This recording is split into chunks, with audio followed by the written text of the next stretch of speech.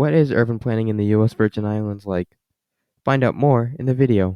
The U.S. Virgin Islands are a U.S. territory, meaning that the islands are a part of the United States but aren't a state. In this video, we'll be looking at the island of St. Croix. St. Croix is known for its white sand beaches, rum, and Johnny cakes. The urban planning of the island is somewhat different, yet very similar to that of the contiguous United States. The island was originally inhabited by the Taino people and later the Caribs. The islands were later colonized by Spain. Then Britain and the Dutch controlled opposite ends of the island at the same time. Then Spain invaded and France invaded after that. The Knights of Malta had colonized the island and was the weirdest empire of all time. Later, Denmark controlled the island. Nowadays, the United States controls the island. St. Croix has two historic downtowns, Christiansted and Frederiksted. Both of these towns were built in a grid pattern. The buildings are closer together in these towns.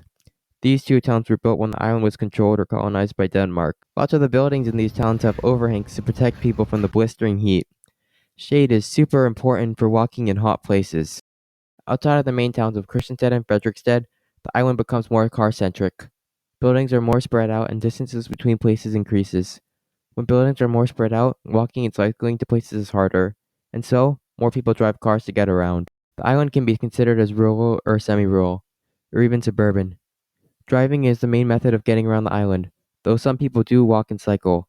A car is the most convenient way to get around the island. In the old parts of Christiansted and Frederiksted, parking primarily consists of street parking and parking lots on the edge of these old town centers. Parking is free with the exception of the paid lot in Christiansted, and even in Christiansted parking is fairly easy. In the rest of the island, most buildings have parking areas. American-style shopping centers and drive-thrus are common.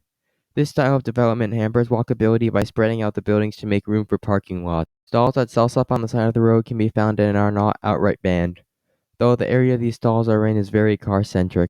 An argument can be made that it is too hot to cycle and walk.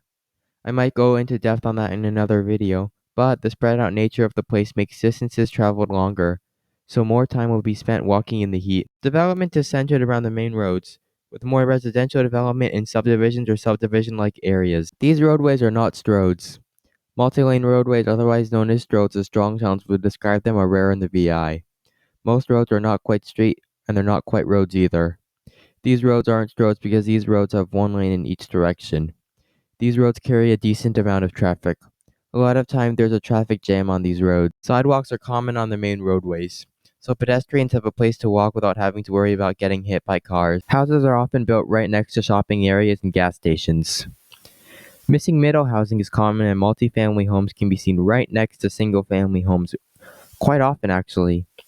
St. Croix does have zoning, but zoning there is more flexible than it is in the contiguous United States. Basement apartments are common. The hillier terrain of the island gives houses room for basement apartments. Basement apartments can be considered a type of missing middle housing. There are many apartment complexes throughout the island. A lot of these apartment complexes are not within walking distance of anything, though some of these apartment complexes are located close to shopping centers. However, St. Croix is not a transit desert. St. Croix does have some transit. There's a bus system run by Vitrans. Vitrans buses run at 2-hour frequencies.